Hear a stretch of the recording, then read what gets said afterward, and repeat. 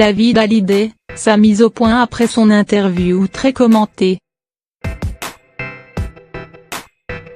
David Hallyday sort le 7 décembre son dernier album J'ai des choses à vous dire, dont est extrait le titre Ma dernière lettre, une chanson pleine de sens illustrée par un clip réalisé par sa demi-sœur Laura Smay. Le fils de Johnny Hallyday a accordé des interviews à la presse, dans le cadre de la promotion de cet opus, notamment au Parisien et à 7 à 8, l'émission de TF1, durant laquelle il est revenu sur la manière dont il a vécu les derniers jours de son père, sans avoir pu lui dire au revoir.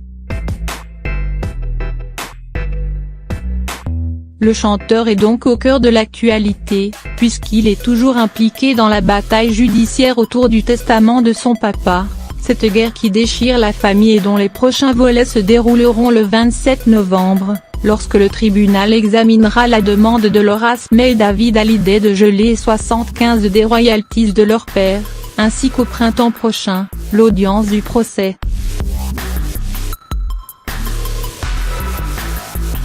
Précisément parce que le fils du rocker occupe l'actualité judiciaire et artistique, il fait la une de nombreux journaux.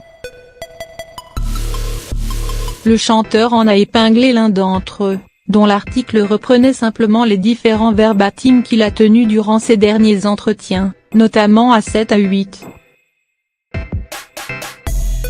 Très doué, a réagi, tout en ironie, David Hallyday sur son compte Instagram ce jeudi 22 novembre après la publication du dit journal. On s'imaginerait presque que j'ai fait une interview pour /. Aïe. À l'antenne de TF1, celui à qui a composé 100% pour son père a évoqué sa terrible déception à l'approche de la mort de Johnny Hallyday. Je n'ai pas pu lui dire au revoir. J'ai passé la journée à attendre de pouvoir entrer dans son bureau, où il était hospitalisé, et je n'ai pas pu le faire, confiait-il plein d'émotion. Il s'est finalement résolu à lui écrire une lettre.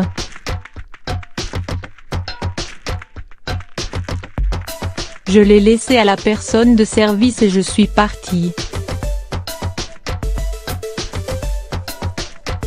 Quand je suis venu le lendemain, on m'a dit qu'on n'avait pas pu la lui remettre ni lui lire. Cela m'a marqué au fer, a-t-il raconté.